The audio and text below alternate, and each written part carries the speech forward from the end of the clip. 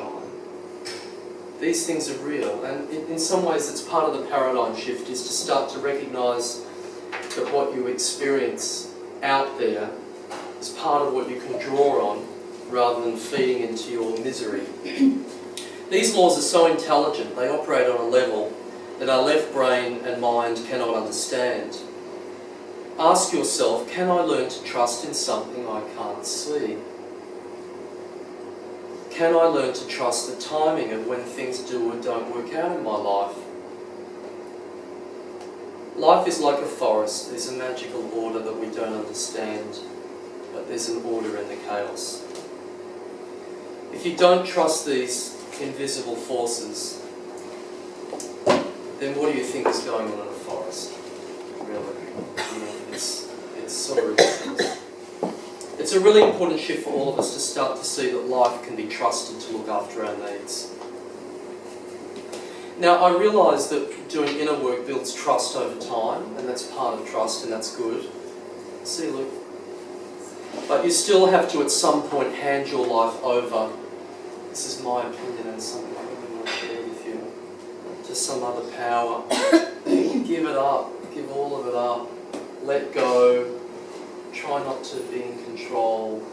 Try to be transformed. Pray to get transformed. I mean, I'm personally not religious, so any combination of things that I say, they're not based on a religiosity, but I believe in osmosis and transformation and transmutation.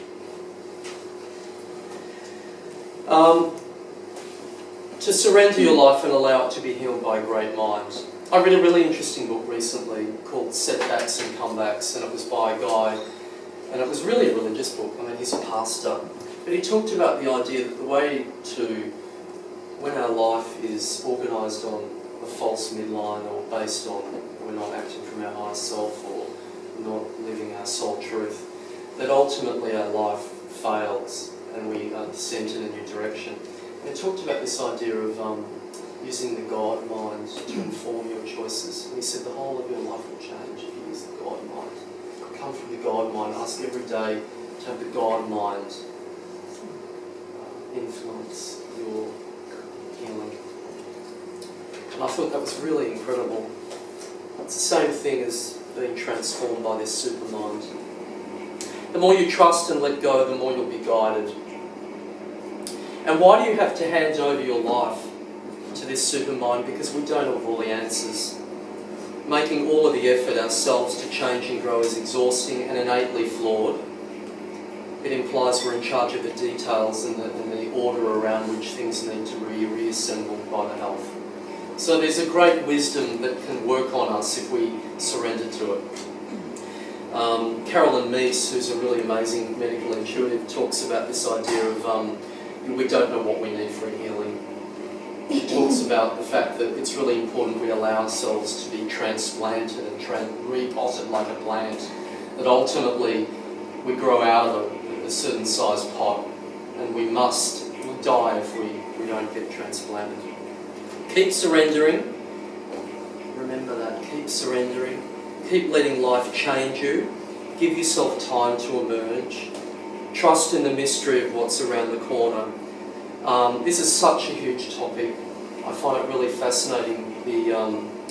One of the things that has driven me to write a column and to write a textbook is my incredible, not incredible like I don't mean that in a self-adulatory way, I mean I've got a preoccupation with structuring change, and it would be a really interesting seminar that I would, to do in the future that references how we work with the mystery. I'm sure I'll be informed about various ideas that are interesting even for my own personal development. Being healthy means changing and adapting. The definition of health is being free to shift. It's important we change. It's important we allow ourselves to change. It's important we forgive ourselves, and it's important we forgive others. It's important we allow all of those things to be resolved, recycled by the natural mind, by the super mind. 10 minutes. 7. Alright. So I love this image. How cool is that image? I bought that 5 years ago on Fraser Island, and I just thought that was incredible. The light finding that sapling and then providing it with the conditions.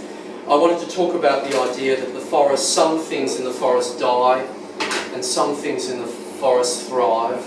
And part of this supermind is accepting that what comes and goes in our life is part of the natural order. Our ego would say, oh my God, that's the end of the world, that part's died, or my career's gone to the dogs, or I've got to find a new job, or something like that. But actually, it's part of the emerging big picture, the incredible magical randomness of the forest. Eckhart Tolle talks a lot about it. I don't know if you've heard of him, but he's got a lot of great things to say about stillness in the background and the magic of the forest.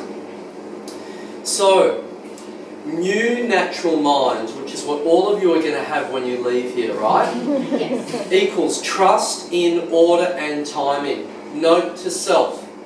Right? Maybe you might want to write that in your pads.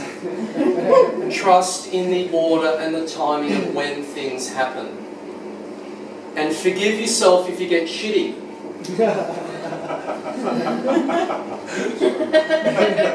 Right? Because we're all human.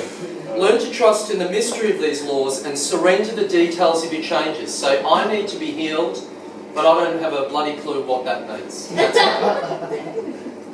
Alright, next one. Oh, cool. Yeah. Now, I did this painting, and this sort of emerged at a really dark, difficult period for me. I think my dog had died, and oh my God, it was so painful. And what this was about being guided by the dark night of the soul. And I saw Pierre at the stage, wonderful person. And it's about unseen forces, the invisible forces, the fire that can emerge by trusting in the power of the unseen forces. But there's a crack to everything, so there's a light into the background. And finding that stillness, but then allowing yourself to be guided by something else. And this really references here the sort of notion of the tide that comes in and washes the footprint away, you know, that you left the day before. Which reminds me about the world expert. He said, whatever you learn, leave it in the dust of yesterday and allow the new day to emerge. I mean, I remember spending $500 on a thing that said you'll get support for a month, and it was this really crummy thing. But she said, the one thing that she said was that there is no such thing as Groundhog Day. There is no such thing as we are always walking on sacred ground. So if you can actually really trust and see that you, every moment, your new evolved, recycled, supermind self that's being healed by natural forces and being healed by the power of love, and that's actually taking into the new day into account. And even though you might have your regular routine and your coffee or whatever it is, that actually it's a different you. There's a sort of a more grounded version, or maybe there's a